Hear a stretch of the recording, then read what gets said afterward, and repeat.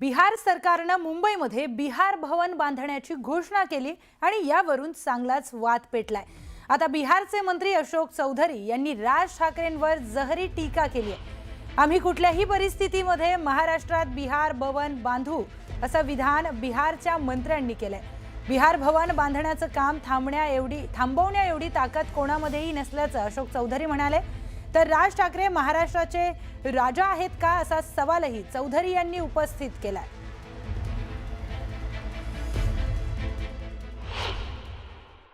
कौन कह रहा है?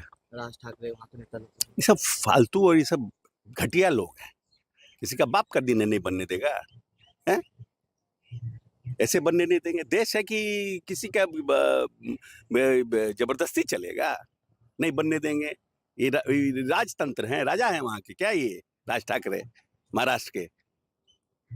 फालतू का बात सब जगह और भावना से बन रहा है कि जो लोग बिहार के लोग जाते हैं इलाज के लिए, उनके लिए कैंसर के इलाज के लिए या कोई इलाज के लिए, विशेष इलाज के लिए जाते हैं, उनको परेशानी ना हो। ऐसा नहीं है, बहुत से स्टेट में है, वहाँ भी बनेगा। किसी की ताकत नहीं है कि रोक दे। त्यांनी आधी स्वतःचं राज्य नीट करावं, म्हणजे त्यांच्या राज्यातली लोक ही इतर राज्यात जाणार नाहीत आणि स्वतःचं राज्य नीट करायचं नाही, ते कर्जबाजारी करून ठेवायचं। इतर राज्यात लोक जातात, त्यापेक्षा त्यांनी स्वतःचं राज्य जर चांगलं केलं तर मला वाटतं त्याही लोकांना आनंद होईल आणि ती लोक त्यांच्या राज्यात सुखाने नांदतील आणि महाराष्ट्रातही मराठी लोकांना काम चांगलं मिळेल। त्यामुळे फक्त तोंड दिलंय म्हणून वाटेल ते बोलायचं एवढंच करू नये। इतर राज्य काय बोलतात आपल्या राज्याच्या बाबतीत याचा त्या सन्माननीय मंत्र्यांनी विचार केला पाहिजे।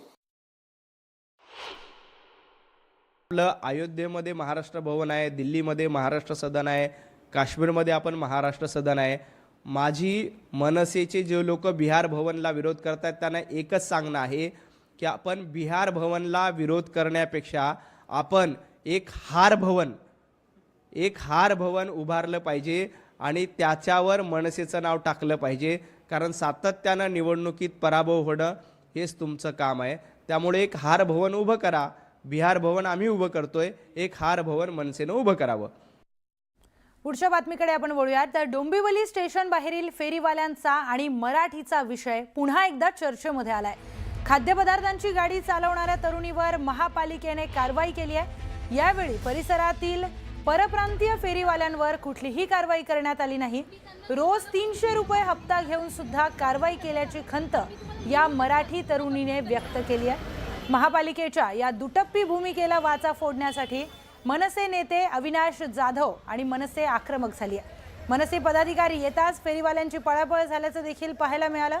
दरम्यान व्यवसाय करणाऱ्या मराठी तरुणीच्या आम्ही पाठीशी आहोत अशी भूमिका मनसेने घेतली आहे। दरम्यान मराठी लोकांकडून कोण हप्ते घेत आहे, संबंधितांवर कारवाई होणार का असा सवाल विचारला जातोय।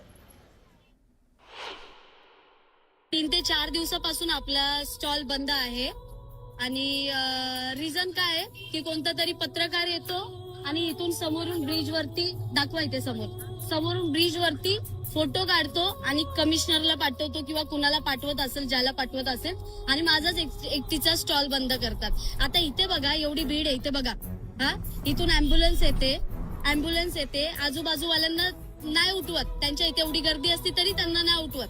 हा मराठी माणूस काय कामाचा नाहीये, आज मराठी असून धंदा नाही करू शकत इथं रोज। पैसे नाही घेतात, विदाऊट पैसे कोण लावून देणार नाही। जागेवाली स्वतःला शाणी समजणार आहे, भैया लोक स्वतःला शाणी समजणार, पाठीमागचा एकटीचा धंदा बंद करतात बसतात। इथे सगळे बेवडे लोक बसतात। मी याच्यात येऊन धंदा केलाय दादा। 300 रुपये घेतात माझ्याकडून रोज। घेणारे घेतात दादा बरोबर येऊन 300 रुपये रोज। हा मी म्हटलं माझी ऐपत नाही तेवढी द्यायची तरी घेतात। महापालिकेवाले दादा स्वतः सर्वांचे जातात, पोलिसांचे जातात, केडीएमसीचे जातात, सर्वांचे जातात आणि सर्व येऊन मला विचारतात रात्रीची तुला परमिशन भेटली आहे का इथे? तू एक काम कर, या लोकांना आपण का म्हणून यांना टपरी भेटते ना, मला इथे टपरी टाकून द्या दादा आणि त्याच्यावर राज ठाकरे साहेबांचा फोटो द्या मला लावून। मी त्यांना जर मनापासून वोट करते ना सर तर मला त्यांचा एक फोटो पाहिजे आणि मला इथे कोणच हलवू नाही शकत। व्हिडिओ काढून गेली, आज आली व्हिडिओ काढून, सर्वांचे धंदे चालू आहे आणि मी तुम्हाला लिहून देते, माझ्याकडून लिहून। हे सगळं खोटं, इथे जी आज पूर्ण मधुबन गल्ली, ही जी पूर्ण गल्ली, हे सगळं 150 मीटरच्या आत येतं ना दादा, हे रोज लावतील माझ्याकडून लिहून घ्या, नाही तर मी इथं आंदोलनाला बसते। फक्त बिनकामाचं आहे, बरोबर आहे. बरोबर. कोणी आलं आमच्या टीमला बोलव, हे सगळे तुझ्यासोबत आहेत. कोणी काय करतो मला फोन करून मला सांगा. त्या ताईला आम्ही गॅरंटी देतो 100% की परत तिच्या गाडीला किंवा राजसाहेबांचा फोटो तिकडनं कोणी हलवण्याचा जर प्रयत्न केला तर त्यांना दिसेल मनसेची ताकद काय आहे. मला वाटतं तिकडे आमचे अविनाश जाधव आहेत, ते ऑलरेडी तिथे गेलेले होते आणि सन्मान्य राजसाहेबांनी त्यांनी या विषयावर चर्चा केलेली आहे. तिने अजिबात काळजी करू नये किंवा महाराष्ट्रातील कोणी इतर तायांनी कुठलीही काळजी करू नये. ज्यांना पोटापाण्याचा व्यवसाय उत्तमरित्या चांगल्या प्रकारे करायचा आहे तो त्यांनी केला पाहिजे. त्यापेक्षा इतर ठिकाणी ज्या इलिगल गोष्टी आहेत त्यामध्ये जर त्या तिकडच्या लोकांनी लक्ष घातलं तर ते जास्ती बरं होईल. मी पालिकेला बोलत होती, जेव्हा जे केडीएमसी वाले येत होते मी त्यांना बोलत होती की माझ्याकडून तुम्ही पावती घ्या जसं बाकीच्या लोकांकडून घेतात, जेणेकरून मला त्रास नाही होणार. तर ते बोलले नाही, तुझ्याकडून पावती नाही घेणार, तू आज पावती देशील उद्या माईकवर बोलून दाखवशील, मग ही भीती दाखवली मला. हे बघा, पैसे घेतात, ज्यांचे मी नाव नाही सांगणार, सर्वांचे पोट आहेत. माझं लास्ट म्हणणं काय आहे माझं, हे जे सर्व जे कमवतात ना, हे लोक जे सर्व जे कमवताय ना, सर्व बिनधास्त कमवा, सर्वांना पोट आहे, तुम्ही करा. पण जर आमचं महाराष्ट्र आहे, पहिला हक्क आमचा आहे. जर आम्ही कमवत असेल ना तर आम्हाला पाठी खेचू नका.